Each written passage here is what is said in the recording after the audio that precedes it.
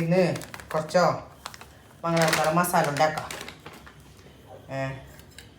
മസാല ഉണ്ടാക്കാൻ ഞാനിവിടെ കുറച്ച് പത്തലിൻ്റെ പൊടി കുഴക്കുന്നുണ്ട്. പത്തലിൻ്റെ പൊടി കുഴച്ചിട്ടായിട്ട് അതിൻ്റെ ഉള്ളിൽ ഈ മസാല വെക്കണം. ഈ മസാല വെച്ചിട്ട് സ്റ്റീമാക്കിയിട്ട് എടുക്കാം. അപ്പോൾ അതിപ്പോൾ ഞാനിന്ന് കാണിക്കുന്നത് നിങ്ങൾക്കിത്. അപ്പോൾ ഇവിടെ ഞാൻ നമ്മുടെ പത്തലിൻ്റെ പൊടിൻ്റെ കുഴച്ചിട്ട് പൊട്ടാക്കിയിട്ട് വെച്ചിട്ടുണ്ട്. ഇതിനെ നമുക്ക് പരത്തിയിട്ട് പിന്നെ ഈ കോയിൻ്റെ മസാല ഉണ്ടല്ലോ ഇതിൻ്റെ ഉള്ളിൽ ഇട്ടിട്ട് നമുക്ക് സ്റ്റീമാക്കിയിട്ട് എടുക്കാം. ഇങ്ങനെ ഒരു ഉണ്ടാക്കിയിട്ട് വെച്ചിട്ട് ഇതിൻ്റെ പ്രസ്സിൽ കുറച്ച് പെട്ടെന്ന് കുറച്ച് പരത്തിയിട്ട് അതിനെടുത്തിട്ട് നമ്മൾ ഈ ചിക്കൻ്റെ മസാല ഇല്ലേ ഇതിൻ്റെ ഉള്ളിലേക്ക് ഇടണം. ഇത് ബോൺലെസ് ചിക്കൻ ആക്കിയിട്ട് നമ്മൾ സാധാ കൊയിൻ്റെ പീരയില്ലേ നമ്മുടെ നാട്ടിലെ കൊയിൻ്റെ പീര ആക്കുന്നില്ലേ അങ്ങനത്തെ പീരാക്കിയിട്ട് മസാല ആക്കിയത് ഞാൻ. അതിന് ഞങ്ങളുടെ മംഗലാറ്റ് ചെല്ലുന്നത് മസാല ഉണ്ടെന്ന് ചെല്ലും.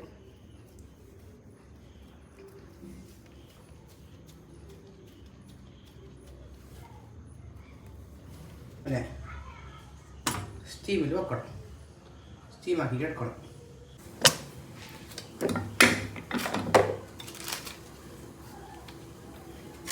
പുട്ടെല്ലാം തീർന്ന് കുറച്ച് മസാല ബാക്കിയുണ്ട്. ഇത് ലാസ്റ്റ് മസാല ഉണ്ടാവുക.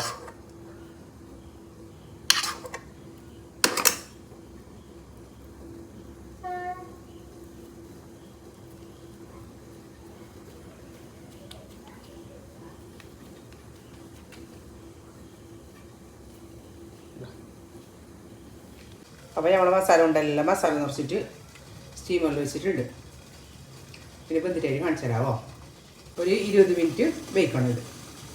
ഇതിങ്ങനെ ആക്കിയാൽ നല്ലതാണ്. രാവിലെ സ്കൂൾക്ക് മക്കൾക്ക് ടിഫിൻ കൊടുക്കാൻ നല്ലതാണ്. ഇതിനുള്ളിൽ കറിയും അപ്പോഴും ഒന്നും തന്നെയായില്ലേ, നല്ല ടേസ്റ്റും ഉണ്ടാണ്. ചിക്കൻ വേവിച്ചതിടാൻ കഴിയാല പീരയാക്കുമ്പോൾ വേവിക്കാത്ത പച്ച ചിക്കൻ തന്നെ ഇട്ടിട്ട് മസാല ആക്കിയത് നല്ല പീരക്ക് നല്ല പിന്നെ ടേസ്റ്റ് ഇറങ്ങും. അപ്പോൾ എല്ലാവരും ഉണ്ടാക്കി നോക്കുക. പിന്നെ ഇതിൻ്റെ റെസിപ്പി വേണമെങ്കിൽ ഞാൻ കറക്റ്റ് റെസിപ്പി തന്നെ ആക്കിയത് മുന്നേ ആക്കിയിട്ട് വെച്ചിട്ടുണ്ടായിരുന്നു മസാല എല്ലാം ആക്കിയത്.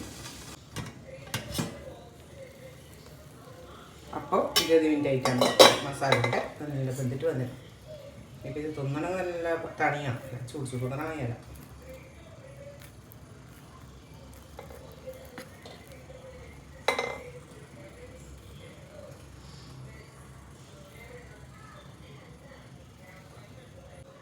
അപ്പോൾ നമ്മളെ മസാല ഉണ്ട് റെഡി. എല്ലാവരും ഉണ്ടാക്കി നോക്കുക. ഹലോ ഗായ്സ്, അസ്സലാമു അലൈക്കും. എൻ്റെ ഉമ്മ ഇപ്പോൾ മസാല ഉണ്ടാക്കിയോണ്ട് ഉണ്ട്. അതിൻ്റെ റെസിപ്പി ഇപ്പോൾ കാട്ടു. നല്ലുണ്ടെങ്കിൽ